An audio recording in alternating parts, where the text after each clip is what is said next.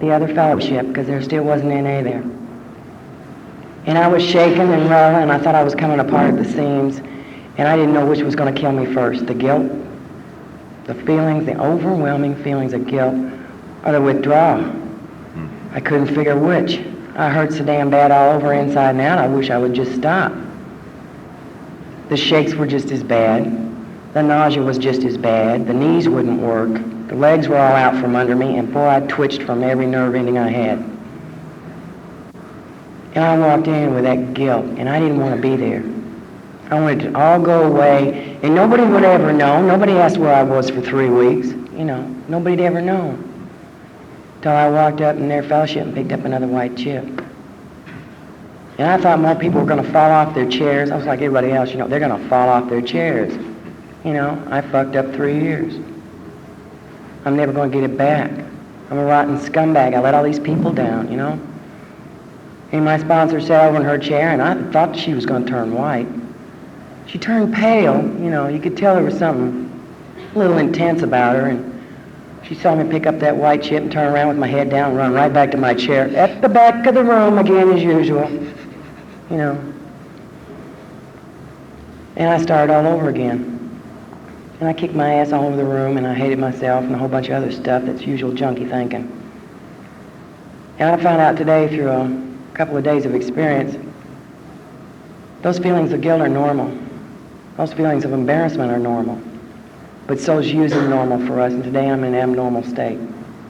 I'm learning what my feelings are. I can't save my face and my ass at the same time, and I choose to live today, so I'm going to save my ass. I don't care what you think about my face. I got to live with it and look at it in the mirror. You can see it and go away. I don't care. I don't choose to do anything but work those steps. I don't know how to think, thank God, and I use this program to make everything work upstairs. Well, that's the only answer I get is from upstairs. You want to talk about responsibility? I sponsor damn near all the women in my area. I'm the only one with a little bit of clean time. I had one that relapsed and blew her head off. And I went through all kinds of feelings of guilt again. I should have made that kid work that 4-step harder. I should have made her more thorough, more honest. I should have made her write me a bigger list for that 5th. I should have been there. How come 2 other people saw it and I didn't even see it coming? Where the fuck was I? What kind of fucking sponsor was I? Kicked my ass all over the room again. Walked down the street 2 days later going, look how pretty it is out here, bitch. Why can't you be here to see it? Don't you know what fucking life is all about? And I had a friend that one of her babes did the same thing.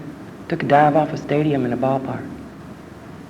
And I talked to her and she said she couldn't handle it and she wasn't sponsoring nobody anymore. And I looked at her and said, I can't do that. I got too many people depending on me. I got too many people that I need to give so I can keep. You know. And I had to run with that guilt with her for a while. I had to wallow in it, my usual place. And be feeling sorry for myself. This chick blew her head off on account of me. You know, my ego keeps getting in my way a lot. I can't change anybody but me.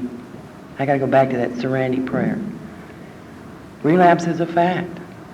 If there's the teeniest, tiniest reservation somewhere, my disease is going to sneak up on me and clobber me. I mean, clobber me like hell. It says in there it's violent, and it's cunning, and it's cunning, subtle, and often violent. So I got to be just as clever and devious and hold on to my higher power to make it stay right where it needs to be, out of my way. Because I love recovery today. I made a commitment to this program, you know. I'm not real good at making commitments. I like to hang on the back wall and watch everybody else. I'm a stone tripper even today. And they pulled me in. They started having me do service. We're a small area. The same 10 people are on the same damn committees everywhere, you know. We got an H&I committee, yeah. 10 people move to this side of the room. Everybody else leaves. P&I committee, that H&I committee moves over to the P&I. You can get burned up. But there's one thing in step 11. It says I have to, as freely and gratefully as I've been given to, I need to freely and gratefully give. And it tells me in there, we haven't seen anybody relapse as long as they're working this program. And today I choose to work the hell out of this program because I found something I like. I like to laugh. I like to have fun. I like to be in life, you know. I can get back in harmony with nature. I can get the biggest trip out of watching grass grow. You know, I'm not bored. I've lived with 2 other recovering addicts and a small little child that lives with a whole bunch of dope fiends. And they keep me in line. It's right there in the household. Nobody can get away with nothing. Work the hell out of your program. And there's never a dull moment at my house. Never. You know, I don't have time to get bored. And today I put a few days together. And I'm clean today, and that's what's important. And I'm still a dope fiend in an abnormal state.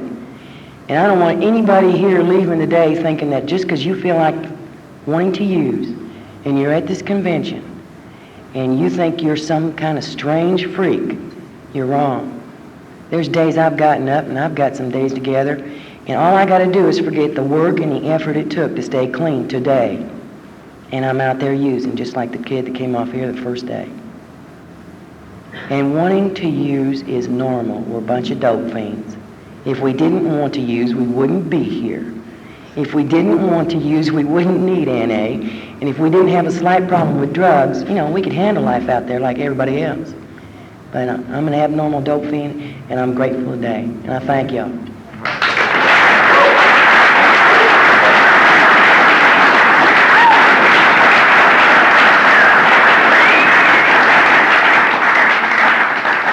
Love you, Wendy. Thanks for sharing with us. You're next.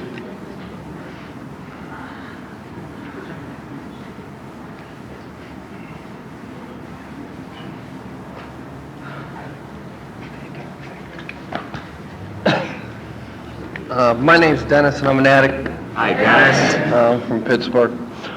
I'm going to share my relapse. I just relapsed 2 weeks ago. I had 19 months in clean time, and I went back out. I got 11 days in now. I started setting myself up for a relapse. The first thing I started doing was I quit going to meetings. You know, I started to cut back on my meetings, and I quit talking to people. You know, when I was getting clean, I went to a lot of discussion meetings, a lot of beginners meetings, and I started to get my shit together, you know, a little bit. I started getting a job and started liking myself a little bit, I guess. But then my addiction, you know, started to creep in. Like I said, I started cutting back on all my meetings and started believing that I didn't need to go to as many meetings as I used to because, you know, I'm tired a lot. You know, I start making up excuses. You know, coming home from work, I'm tired. I can't get to me. The bottom line is what I did is I forget where I came from. You know, I forgot where I came from, and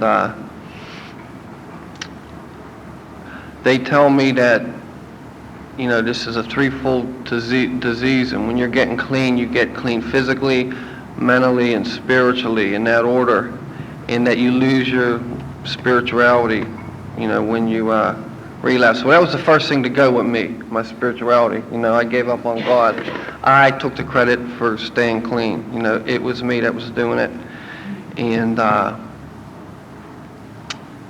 then mentally, you know, my addiction started telling me that maybe I could control it. You know, I got a decent job, and I can go out and get high on the weekends. I can go out and shoot dope on the weekends, you know. And I had learned that I couldn't do that, but for me drifting away from the program, my addiction was right there. You know, it's, my addiction is real patient, you know, and it waited for the 19 months. So I went out and I shot some heroin, and that didn't do what I wanted it to do, so I switched to another chemical, and that didn't do, you know, what I wanted it to do. But I couldn't stop, you know, and this is only after one day. The second day, I lasted 2 days out there. That's as long as I went out, 2 days. The second day, it was the same shit. I was back down on the set again, hustling, doing the same thing that I had left there 19 months ago, and it didn't change, it got worse, you know. And then I knew I wasn't forced to come back to these meetings. I ran back to these meetings. You know, there was nothing out there for me. And I signed up to come to this convention. This is the first convention I ever came to. I signed up to come to this convention a few months ago. just to check it out to see what it was like. And my reasons have changed now. You know, I came to this convention for you people to help save my ass, you know. I have the willingness now, you know, and I came here for you people to help me pick up the pieces because I didn't do too good of a job on my own. And I just want to say I love y'all. Thank you.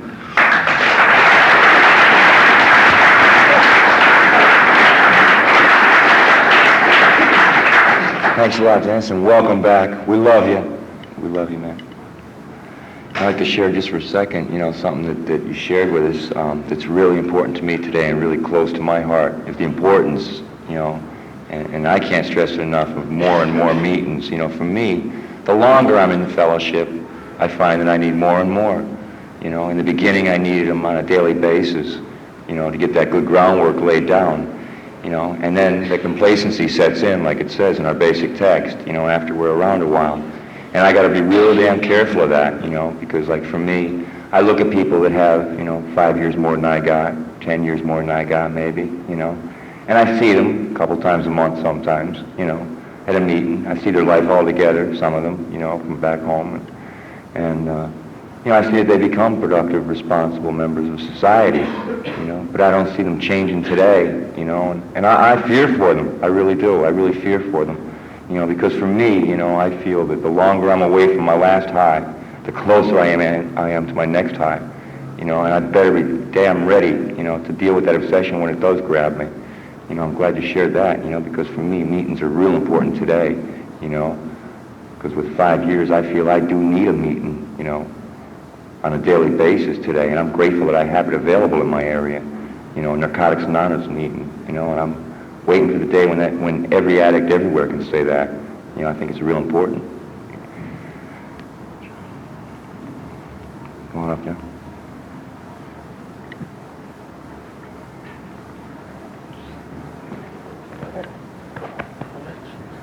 Yeah, hi, my name's John. I'm an addict. Hi, John. Yeah, I missed the beginning of your speech, but I heard most of your qualifications. And this is my second time around also. I came in through AA. I didn't know there was NA at that point. And I got time together in the other program and was convinced that I was cured. And I snorted 2 lines of coke and kept going to meetings, didn't mention it, and 3 weeks later, shot a bag of dope, and that was the end of it.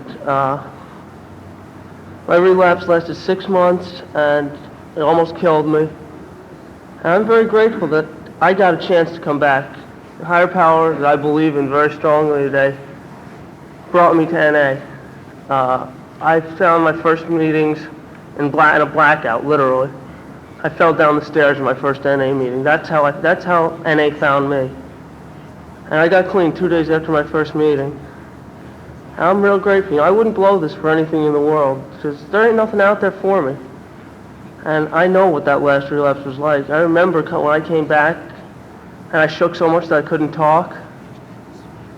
And I didn't sleep for 2 weeks straight, maybe 3 weeks, because I was kicking Valiums and dope and drinking. And, you know, today it's not like that. Today I got a life, and I come to meetings. And like Rich said, the longer I stay clean, the more meetings I need, you know. I can't get away from meetings. I don't want to. I come to meetings today because I like them. I have my friends here. I got the program. And the 12 steps, which I believe in as the only way for my personal recovery. I mean, everyone has their own ways. For me, I don't believe there's any other way to recover than the steps. That's the only thing that I believe in that works, because my addiction took me through everything else and nothing worked except this program. And I'm real grateful to be here. And, you know, relapse is a reality. And beyond a reality, people die. Like, since I've been clean, I've seen people come in and go back out and die. You know, I've seen people get buried in this program. I remember one guy named Alan, I don't remember his last name, but he didn't think he had a problem because he had a lot of money. He was real successful. And he came in, he went through a treatment center, came into the program, went back out, and he had never shot dope before. He went up to Harlem to a shooting gallery and the guy's brains blown out. And a stick-up in the middle of Harlem. And, you know, a friend of mine went to his funeral, and I remember that. You know, I said, that's what's waiting for me. There's nothing, you know, show me that's what's waiting for me if I choose not to want to live anymore. You know, that's why I stay here. I don't want to die. I like life. And, you know, relapse ain't worth it. There's nothing out there that's worth it. This is like, you know, life right here. Friendship, fun, people, recovery. And I'm real grateful to be here. Thanks. Thank you, Jim. Thanks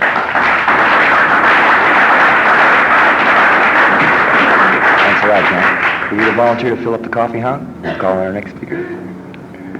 Come on up.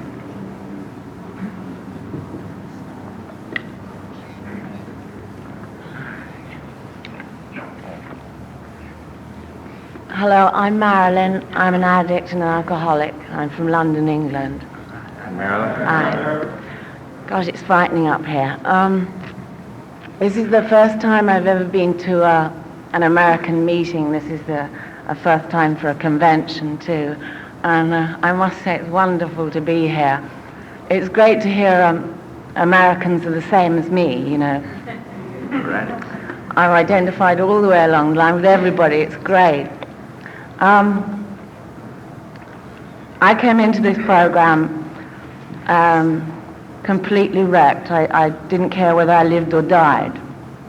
And I was amazed when I first saw people recovering. I just thought always a junkie, you know, once a junkie, always a junkie. And that's what I thought the rest of my life was going to be. I went into a treatment center, and as soon as they cleaned me up, and as soon as I was out of withdrawal, I said, thanks very much, that's very kind of you. I can handle my own life again. I didn't realize it, but anyway, they cleaned me up and they showed me this program.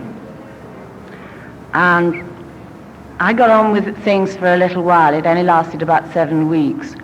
I got into a relationship they told me not to get into.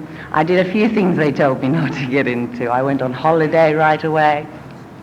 And because I had a great passion for this program, I thought this is wonderful, you know. But I was very, very arrogant. In my life, although I had a very bad habit and had done abused drugs for probably 13 years or something like that, I had certain successes in my life. I wasn't materially bankrupt when I came in here. So I was very arrogant, you know, and I could look back, and it took a lot more of people loving me and confronting me for me to realize what was going on in these rooms.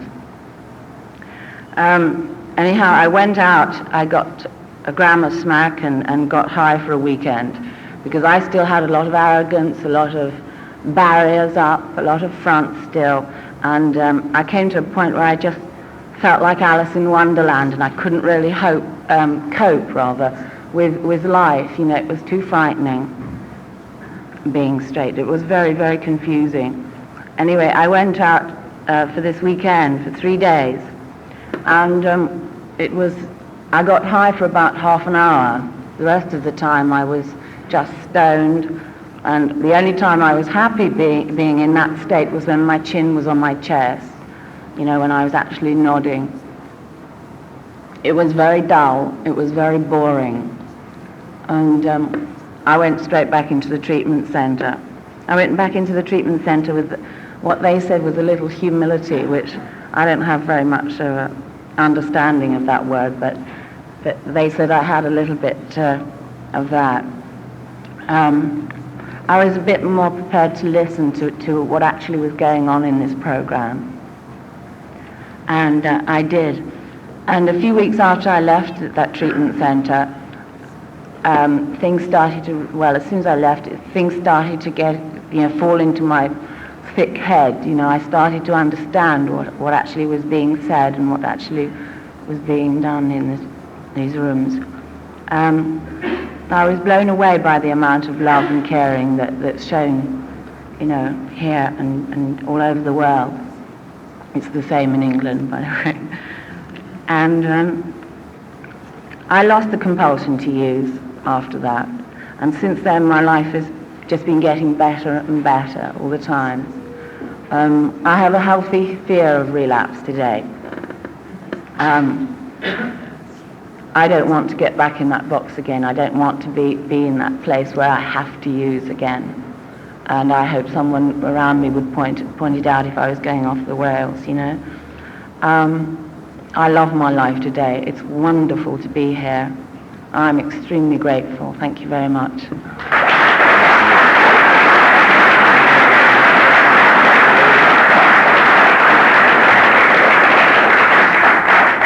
Thanks for sharing with us, you know, some of the experiences that you've gone through, you know, and like you said, you know, we're all addicts, you know, we're all friends, you know, just some of you friends out there I haven't met yet, but I got a whole big world full of them.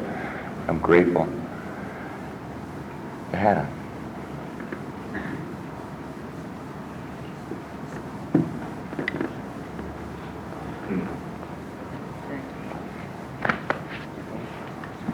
Hi everybody, my name's Steve and I'm just an ordinary addict.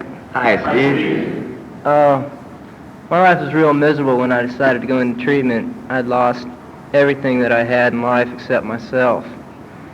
And I went through treatment, got my act together. I thought, you know, not realizing how sick I really was at the time. Thought I really knew a lot when I got out of treatment. And I wasn't willing to change because I thought I knew better and I thought I could still fix it, you know. But I thought I had found a better way, an easier way, and I thought I could just go out and save the world. And it didn't work like that. I went around my old friends, had the same behavior and the same attitudes as before, just with no drugs. And about a week or two out of treatment, I used again. I didn't know why, I didn't know how I got myself in that situation, but I did. And I came back in the program the same day. I was lucky. And I was just glad that the people there didn't tell me, oh, you asshole, you know, what'd you do that for? They said, we're glad to have you back. You know, and that really, I couldn't understand that. You know, that's why I'm making it work this time, you know, with God's help and with the help of the program. It's real hard for me to share my experience, but I'm going to do it anyway, you know, because that's what this program is about, giving it away, what little you have. And what I did was, I got myself a sponsor who I could relate to, who had went and had done everything that I'd done in my addiction, and he had 2 years clean. So that's what I wanted, and that's what they told me to get somebody that has what you wanted. So I did it, and I listened to him. I didn't like what he had to tell me, so he made me dig into my shit, you know. And that's real hard to do, is take an honest look at yourself. But since I did that, I've changed, you know. I'm not the person I was. I changed my behavior, my attitude slowly changed on things. I'm not in a hurry anymore. You know, before I'd be in a hurry to do something and to get somewhere, and I was just blowing the time I had right now. You know, I couldn't enjoy now because I was always in a hurry to go do something else. I'm not in a hurry anymore today. I just take it as it comes, you know. There's no hurry. I got the rest of my life to recover. Still working the first step on a daily basis. It's a real deep step to get into, you know. I'm powerless over my addiction, yeah. Not just drugs, powerless over my addiction. You know, there's a lot in that, you know. It's a lot of growth in that first step for me. You know, I take it on a daily basis, and the other steps kind of just come along. You know, it's amazing how they get you, you don't really get them. You know, I can see them working. By working my first step, I see the other ones working. And that's how it works for me anyway. But I just opened up. I try to speak at every meeting I go to. And I also became a very good listener. You know, I'm teachable today, and that's the main thing, to remain teachable. I don't know it all. I don't have all the answers. I have very few, you know. But I got one thing, and that's I'm straight. It's for a longer period of time than ever before in my life. Every day, it's a new day, and that's the only day I have to work with. That's the only day I have to worry about. There's a lot of shit going on back in my hometown with my business and stuff. I could give a fuck, you know. I can't do nothing about that today. I'm here at the convention. I'm recovering. You know, I'll worry about that when the day comes to handle that. You know, it makes it simple. If you keep the program simple, you can have no problem with it, you know. Just for me, it's just, I have to change because the man I used to be will use again. You know, and I'm not that man anymore. I keep going farther and farther away from him. And if I'm not growing, I'm going back to the way I used to be real fast. You know, like you were saying, the longer you're straight, closer you are to your next high. So I go to meetings every day. You know, I feel a little squirrely up here, but that's why my higher power seemed fit that I can go to meetings all the time at this time period of my life. You know, I'm real fortunate for this program. So without it, I'd be dead, and we probably all would be, you know. So thank you. Thank you.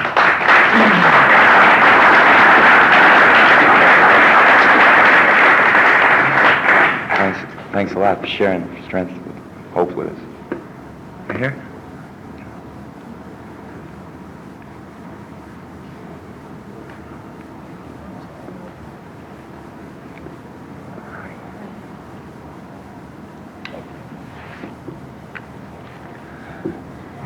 Hi, my name's Maureen, and I'm an addict from New York. Hi. And I raised my hand. I said, okay, I'll raise it, see what happens. Didn't think I'd get called on. It works. But this is my first time at a convention, and I'm real grateful right now. Since I've been here, my uniqueness and my denial seems to be getting blasted away. I felt so horrible and so guilty that I relapsed. I went out on I'm 50 days back from a 2-year run on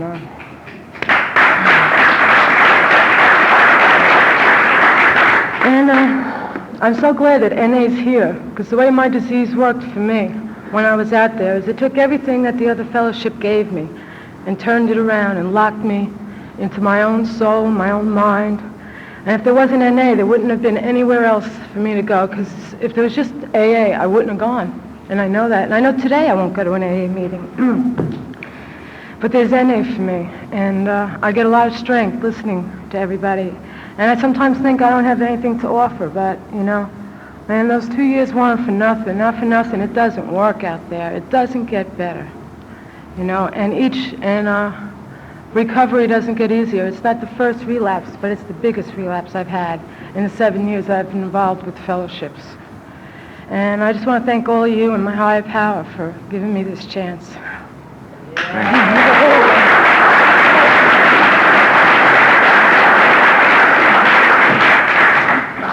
Thanks a lot for sharing that with us, and welcome back.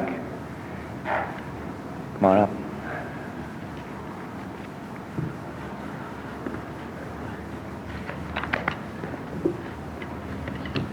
Hi everybody, my name's Tony and I'm an addict. Hi, Tony. I'm nervous as hell. This particular pamphlet section of the basic text is the one that I think holds the key for my recovery over and over and over again. It's the one that has kept me from going out the door so many, many times. And right this minute, I am suffering a relapse. I am suffering an emotional relapse. I don't think I'm unique. We all suffer and we all experience the same thing, basically. Many of us just do it in different ways. I've always said that the fear of the loneliness and the paranoia is the thing that when I put my life on a scale for this moment and this moment alone, comparing to what it was and to what it is today, these are the things, paranoia especially, and fear and loneliness, are the things that balance the scale in the NA fashion. But I'm going through an emotional relapse right now, and as the basic text says, you know, we're obsessive people. I feel real shitty about me. I have gained about 50 pounds in the last 6 months. I've realized that I'm having to go through chemotherapy, and boy, these people have worked me down with 3 needles and 2 syringes just to give myself a fucking shot. You know, that went through my brain. I had to work in my head real bad for a long time. But I have talked to a lot of people about it, and you know, I put it out, and if I have any definite problems with it, I got a lot of people to call immediately about it. But Will Rogers said something that it was on a little calendar of mine. It said, even if you're on the right track, you'll still get run over if you just sit there. The basic text for me says that reservations are a first-class ticket to relapse. And you see, the paranoia and the loneliness and the isolation have already set in. The pain is already there for me right this minute, because it's telling me that I've got some reservations that I'm not working on. The compulsive behavior of overeating is the first indication, but yet, I don't know how to stop it. And I just don't know what that reservation is. But I know that there's a reservation that's got a first-class ticket for me, and I don't want to ever go back. I've relapsed twice, and, I worked hard these last times, but I'm seeing some real danger signals, The last 2 times I went out, the same fucking shit was going on. I isolated, paranoia set in, I stopped working on things, and I don't think I've ever brought it up to anybody in a meeting. I talk to people one-on-one, but it's there, and I guess what I'm trying to say is you don't have to use drugs to have a relapse. Drugs will eventually come with any type of relapse. And if anybody has any suggestions, see me after the meeting, because I need a few. Thanks. Thanks a lot.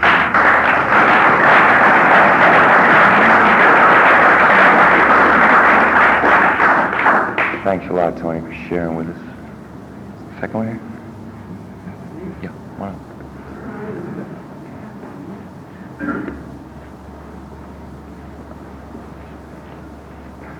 How you doing? Hi, my name is Marsha, and I'm an addict from New York. Hi. I've been sharing my ass off at this convention, because that's the name of the game for me. My ass is on the line this time around.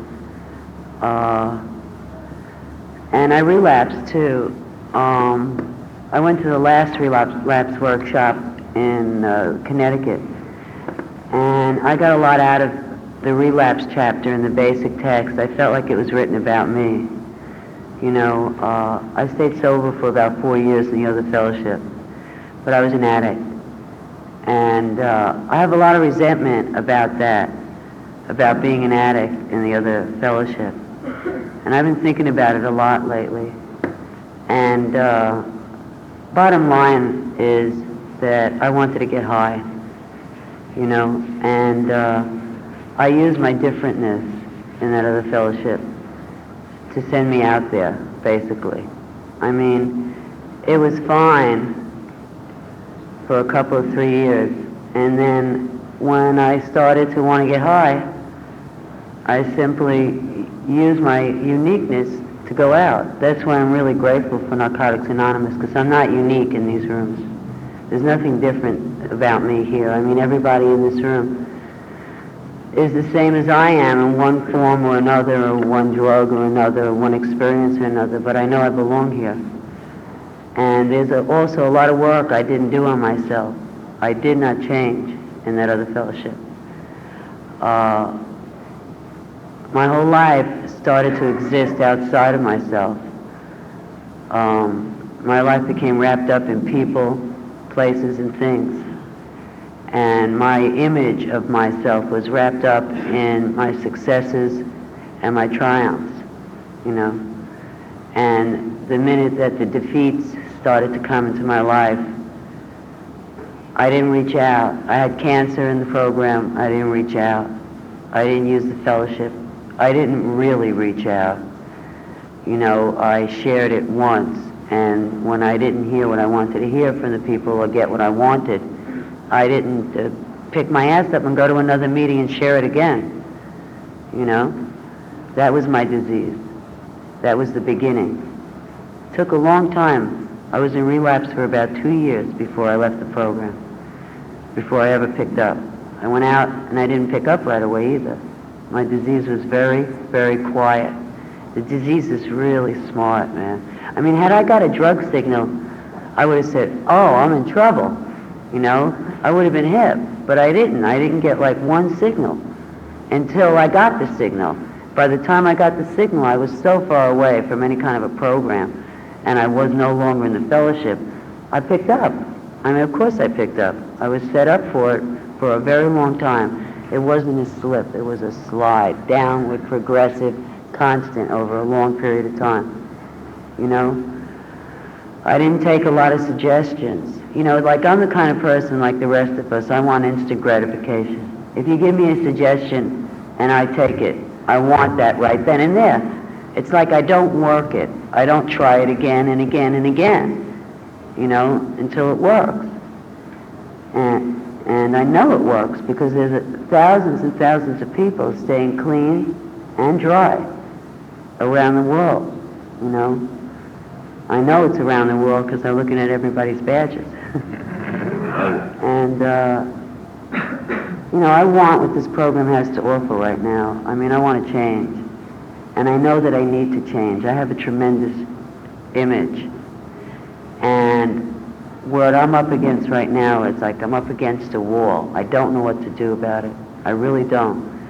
But I have faith because I know that I'm willing, you know. I went up in my room today because I was so confused, and I got on my knees and I asked my higher power, you know, to help me. I feel very walled up inside myself, and I haven't been feeling like that for the past couple of days. I just woke up that way this morning, and I don't like the way it feels. I don't like there to be walls between myself and the people around me. You know, it's like I know how to be alone, but I know alone is not what I need to be today in my life. You know, so I'm sharing my ass off, you know, and of course my heart is particularly connected to this meeting, you know, because you know, it's painful when you go out there after you've been sober a while, you know, and it didn't get better out there, you know. I got strung out like a bastard this year, but I couldn't get high. I could not get high. And I did a lot of dope, believe me. I tried. I had enough money. That was no problem. I couldn't get high, you know. My body got high, but my head couldn't get high. There's no more euphoria out there for me. There's no more bullshit. You know, like drugs painted a lot of bullshit, and I believed it, you know. And this program taught me something else. And, like, my sobriety was in there going, ouch, like that. Every time I got high, it was like, ooh. Because I couldn't, like, go on a pink cloud or, like, bullshit or lie to myself or get that feeling, you know, like you feel like you're superwoman, you know, and everything's all right. Like, what I loved about heroin was that feeling of well-being that would come over me. And that feeling of well-being I knew was false from having been sober for so long. So I know, you know, it's like, it was ridiculous, but that doesn't mean I didn't continue. I mean, I tried very hard. It was ridiculous after a week, but I kept it up for another year. And that's the disease of compulsion. You know, I mean, I honestly got high for a long time and really didn't like it. Did not like it. And I actually spent good money, good hard-earned money to do this to myself. You know, so that's insane. It's completely insane. You know, but thank God, through the grace of this fellowship and these steps, that NA was there waiting for me. It wasn't in New York at first, but it was there waiting for me when I was ready for it. And I'm very grateful. You know, thanks a lot.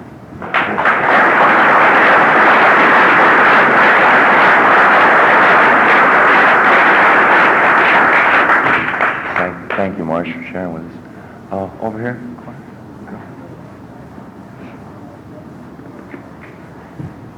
Someone want to fix up the coffee, huh?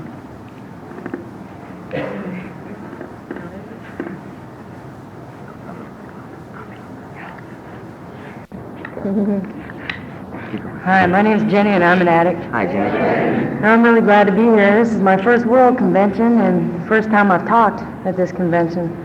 And this is a subject that really is close to me, too. I really appreciated what Marcia said up here.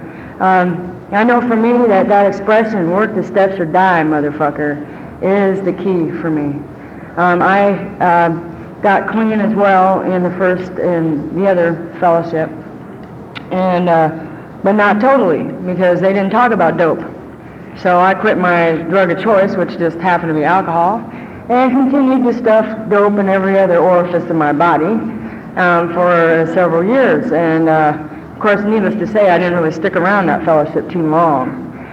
It got in my way, and I did get just enough in that other fellowship. I got enough of the 12 steps that it really fucked up my using. And it didn't matter how much dope I did. I really couldn't erase that picture of those people in my mind, or really erase the things that I had learned there. And it hurt. For me today, the most important thing for me to do is I've got to forgive myself. That's the bottom line for me. I've got to forgive myself. I hated myself so much. The depth and the breadth of my self-hatred was intense. And I've got to stop hating myself today if I want to stay clean and be happy here. And with the help of this program and people who loved me until I could love myself, I've been able to put together a few 24 hours, and I'm grateful for that. And I've even gotten a little measure of sanity. Woo! You know, a little measure. And I'm going to keep coming back so I can get more of that.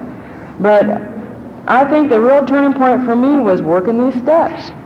I went in here and I worked in 1 through 12, you know, in the first 6 weeks of the program, you know, and was comparing with everybody and thinking it was a fucking race, you know, and when are we going to graduate, and let's have that cosmic diploma, come on. And then gradually I had to realize that I had to go over these steps and over these steps and over these steps, and that it's like an onion, you know, you just keep peeling the layers off and peeling the layers off, and the understanding gets richer and deeper as you go along. And working the 4th step. I had to work that 4th step. I was dying when I came in here. And I know people that come around here for years and don't do a 4th step. I don't understand it. I was going to blow up if I didn't get rid of that shit. And until I could get rid of it, I was going to go on hating myself. And as long as I was hating myself, I might as well go out and get fucked up. What's the use? And even with all that, trying to work those steps, I was still miserable because I would not let go of my hatred. I would not let go of my guilt. I would not let go of my resentments. They became my fucking drug.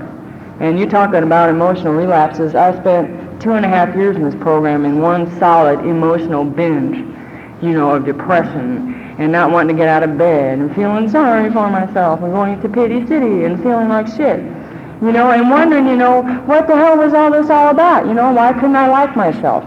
You know, and I'd come to these conventions and everybody'd be loving everybody. I'd say, oh, it's a bunch of horse shit. You know, hugging everybody. What is this shit? You know, and I was such a cynic. And the only person I was hurting was me with all that cynicism. And it was just all these old ideas that I would not let go of. And finally, thank God, you know, I went to enough meetings. I went to enough. I found NA, and it was so funny because I cleaned up again in 1980, and in Seattle, and I went to the other fellowship because I didn't know about this fellowship, and 6 months into that program I found NA, and I walked into the rooms of NA and I felt so at home and so welcome and so wonderful that, folks, I didn't come back for a year. It was too heavy, it was too scary. You know, here's people who's probably going to call my shit. Here's people who were my peers, my contemporaries, people who did the same shit that I did. And I couldn't handle it. You know, I couldn't handle that love. I couldn't handle, because I hated myself too much. I wanted to go on hating myself, and I wanted to go on feeling sorry for myself. So I did that, you know, and that's always been a pattern of mine anyway. If you like something, don't touch it. Don't have any of it, you know. And today I don't have to do that. Today I can forgive myself. I can go ahead and accept that I am what I am who I am, and that's okay, and I am an addict. I'm an addict, and I am addicted to every fucking thing under the sun. I'm addicted to food, I'm addicted to sugar, I'm addicted to cigarettes, you know, I overeat. When I got in the program, I gambled away several $1,000s because, you know, it was a rush, it was something to do. You know, I'm addicted to everything. I'm addicted to feeling good, feeling bad, getting angry, feeling sorry for myself. Every kind of emotion, I'm addicted to my emotions. And one of the best lines I feel in our basic text is, this gave me a lot of hope, that we can survive our emotions. And it gives me a great measure of hope today. Because if I know that, then I know I'm going to be okay. And also one other thing I'd like to say too is that I held out for an awful long time on this God on a higher power. And I hope that there's nobody here that's sitting in there in their own misery and not taking that parachute that can save your ass. Because I spent 2 years and I wouldn't pray. I would have nothing to do with God. I was pissed off at God. But today, that has been the real cornerstone of my staying clean and keeping me away from relapse. And it's also given me that out of forgiving myself. Having a higher power has helped me forgive myself. And if I can forgive myself, I can love myself. And if I can love myself, then I can love you, and I do. Thank you.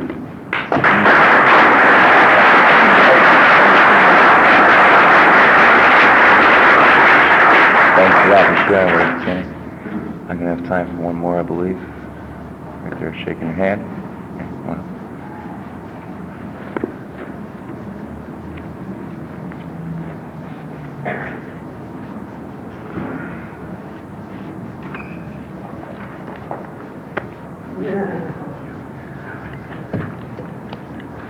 My name's Bill, and I'm a drug addict. And, I envy you people a lot.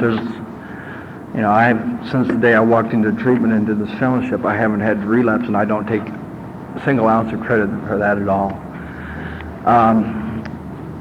I heard a definition, or read a definition of wisdom as living experience with living, and that's how I've stayed clean from is your wisdom. I've heard a lot, I've tallied up the statistics for people that have come back from using after having been in a program for a while, and it comes up to about 100% say that it wasn't worth it. Yeah. Can't say exactly 100% because some of them are still out there or have died, so, I don't know. But what I want to share with you is something that's just as miserable, or to my way of thinking, having had no other experience, is the misery of being clean for a considerable length of time and just being clean. No recovery, no steps. I mean, in the fellowship, but not working steps. Just being, going to meetings. Hey, how you doing? Glad to see you. But having absolutely no idea what, sitting around in meetings and talking shit. I was real good at that for a long time.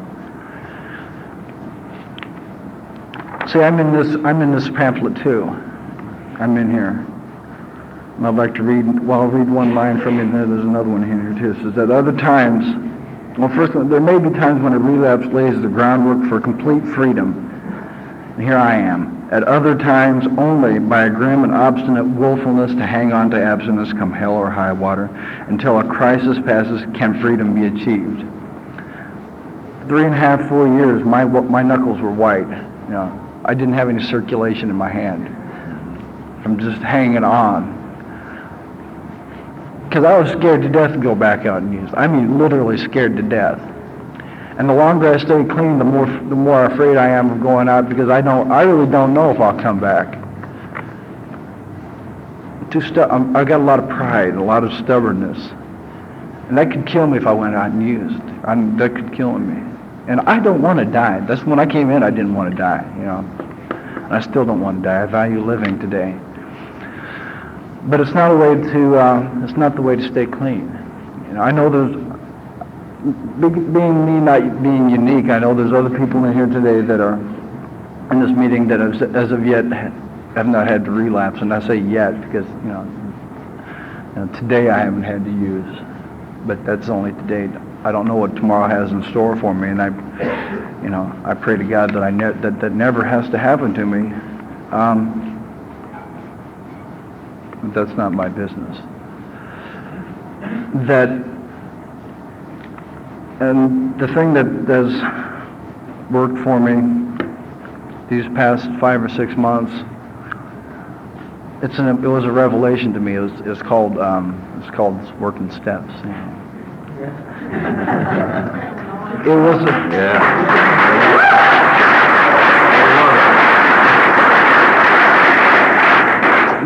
This is the big time. This is NA.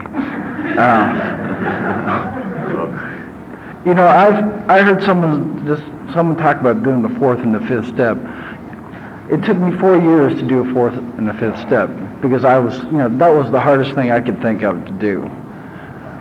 You know, that shows you how deluded I am. You know, the sixth step was a lot, and the seventh step was a lot more difficult than the fifth step ever was. You know,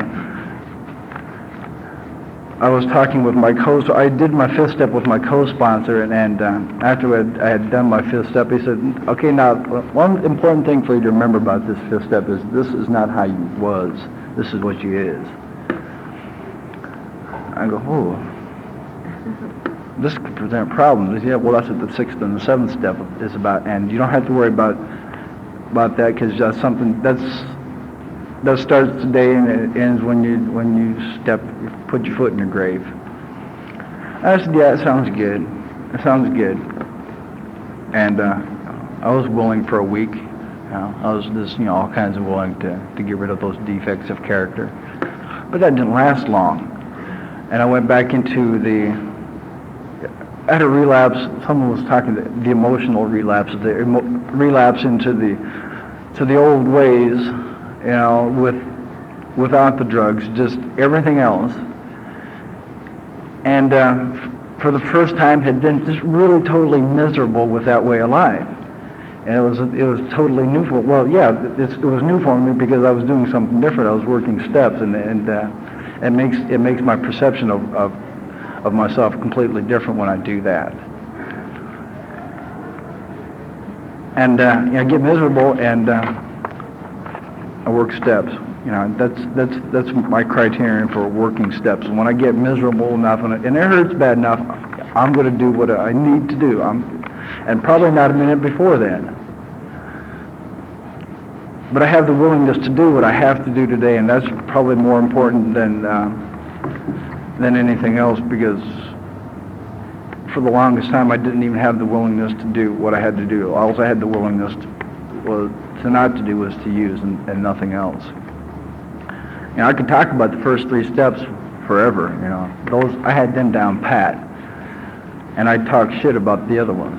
About the other 9 steps, I could talk shit. There's another sentence in here that goes on to explain what happened to me. Say it was in the middle of March or April of this year. Our resistance to change seems built in, and only a nuclear blast of some kind will bring about any alteration to initiate another course of action. The nuclear blast for me in this instance were people that were tired of listening to me sitting in the meetings talking shit. And I don't know, I've used this I like this because it's really appropriate. If anybody who has seen the Richard Pryor's movie Live on the Sunset Strip, when Jim Brown is talking to Richard and he's asking Richard, he said, "What you gonna do?" And Richard just keeps putting him off, saying, "Man, quit asking me that, leave me alone, get out of my house." And Jim Brown keeps asking him, "What you gonna do?" Well, that's what these people were doing. They're asking me, "What you gonna do?" Now you know what's wrong. We know what's wrong. You know what's wrong. What you gonna do? And that was a turning point in my recovery. I didn't know what else. The only thing I could think of to do, I was desperate, so I decided, well, maybe I'll work steps. And it works. It worked. It is. I'm no expert. I still got lots and lots and lots to learn. I'm still, if I'm an expert at anything, I'm still an expert at fucking up. But the pain of my fucking up drives me back into recovery again. And I want to thank all of you people just for being here and letting me know that recovery is possible, so that I can recover. So I don't want, like it says on the back of the coin, that no addict seeking recovery need ever die, and I take that to heart. For me, that is the basis of my recovery. And that includes these people in these rooms as well as the addict out on the street. I want to thank you very much.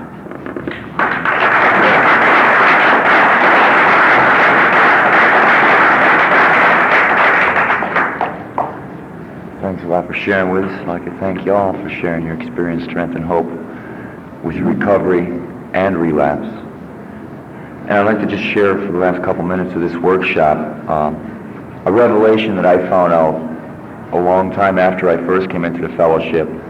I used to see this little IP number 6, our pamphlet, Recovery and Relapse, sitting up on the piano at my home group, you know, because that's where we used to stand them, back in Dunmore.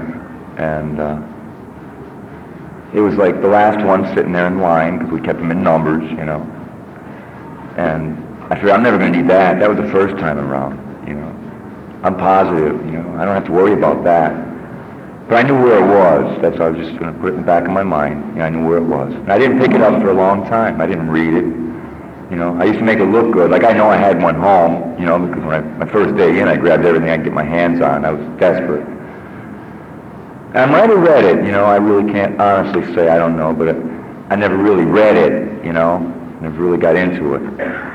And when I did relapse, you know, after those 3.5 years, that's all I was worried about was how the hell am I going to get back and what am I going to do? And I read the first part of the pamphlet, you know, and it said recovery and relapse. You know, and that was the point I was at, you know, and I thank my higher power. I found my way back, you know, and thank you.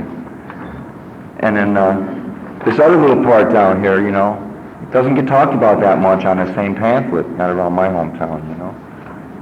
And I want to take a minute, you know, in the end here to read it, because it does follow after, you know, recovery and then relapse. The realization that we do recover, you know. And I'm going to kind of finish up this workshop with what this beautiful pamphlet that saved my life and saved my ass has done for me, finishes up with. It's entitled, We Do Recover. Although politics makes strange bedfellows, as the old saying goes, addiction makes us one of a kind.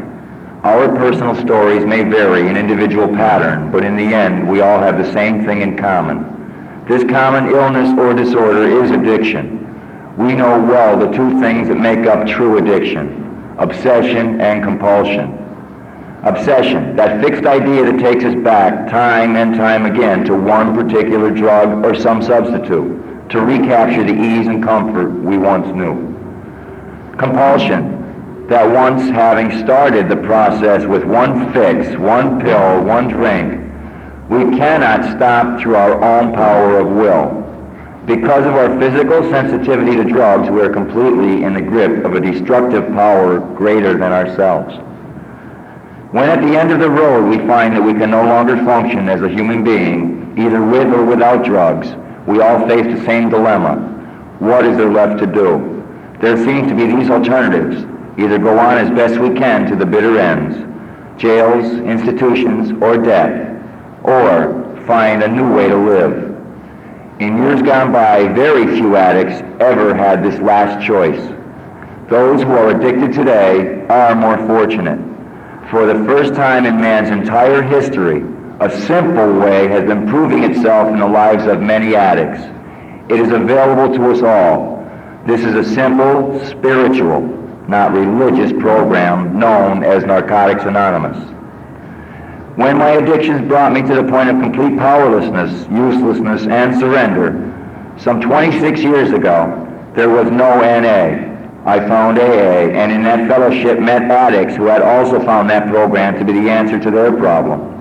However, we knew that many were still going down the road of disillusion, degradation, and death because they were unable to identify with the alcoholic in AA. Their identification was at the level of apparent symptoms and not at the deeper level of emotions or feelings, where empathy becomes a healing therapy for all addicted people. With several other addicts and some members of AA who had great faith in us and the program, we formed in July of 1953 what we now know as Narcotics Anonymous. We felt that now the addict would find from the start as much identification as each needed to convince himself that he could stay clean by the example of others who had recovered for many years. That this was what was principally needed has proved itself in these passing years.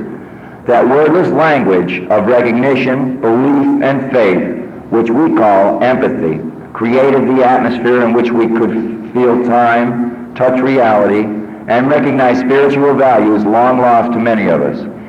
In our program of recovery, we are growing in numbers and in strength. Amen. Never before have so many clean addicts of their own choice and in free society been able to meet where they please to maintain their recovery in complete creative freedom. Even addicts said it could not be done the way we had planned. We believed in openly scheduled meetings, no more hiding as other groups had tried. We believed this differed from all other methods tried before by those who advocated long withdrawal from society. We felt make strange bedfellows, as the old saying goes. Addiction makes us one of a kind. Our personal stories may vary in individual pattern, but in the end, we all have the same thing in common. This common illness or disorder is addiction. We know well the two things that make up true addiction: obsession and compulsion. Obsession, that fixed idea that takes us back time and time again to one particular drug or some substitute to recapture the ease and comfort we once knew. Compulsion, that once having started the process with one fix, one pill, one drink, we cannot stop through our own power of will. Because of our physical sensitivity to drugs, we are completely in the grip of a destructive power greater than ourselves. When at the end of the road we find that we can no longer function as a human being, either with or without drugs, we all face the same dilemma. What is there left to do? There seems to be these alternatives: either go on as best we can to the bitter ends, jails, institutions, or death, or find a new way to live.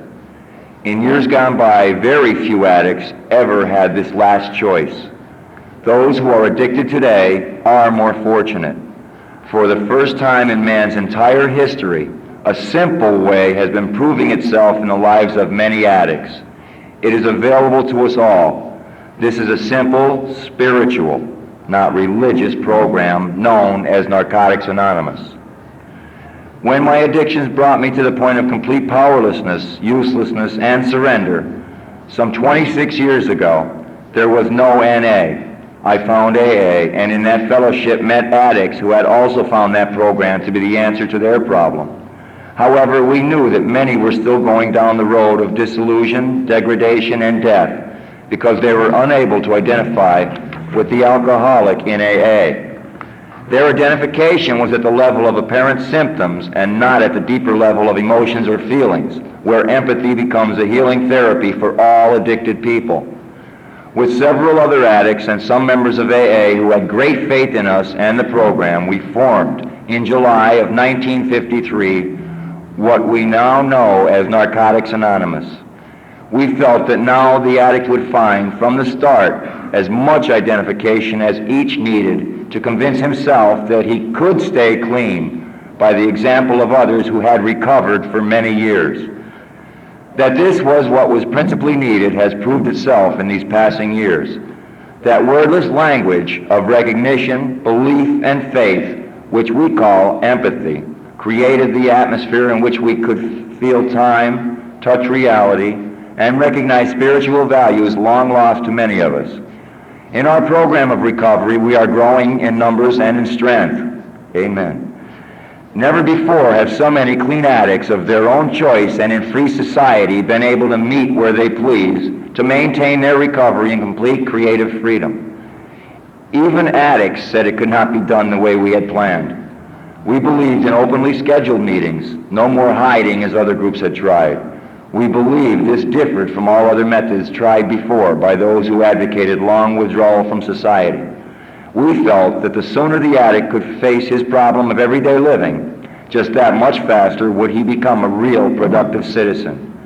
We eventually have to stand on our own feet and face life on its own terms, so why not from the start? Because of this, of course, many relapsed and many were lost completely. However, many stayed, and some came back after their setback. The brighter part is the fact that of those who are now our members, many have long terms of complete abstinence and are better able to help the newcomer. Their attitude, based in the spiritual values of our steps and traditions, is the dynamic force that is bringing increase and unity to our program. Now we know that the time has come when that tired old lie, and I love it, once an addict, always an addict, will no longer be tolerated by either society or the addict himself. We do recover.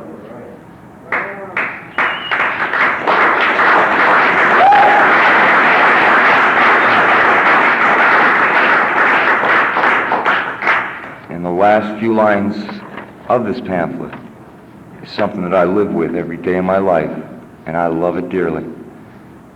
And it goes like this. My gratitude speaks when I care and when I share with others the NA way.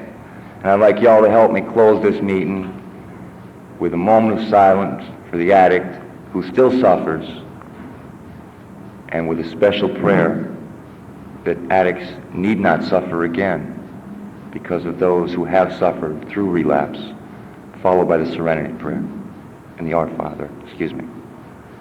Can we get in a group hug? Yeah, I'd like to get in a group hug for that. Thank you.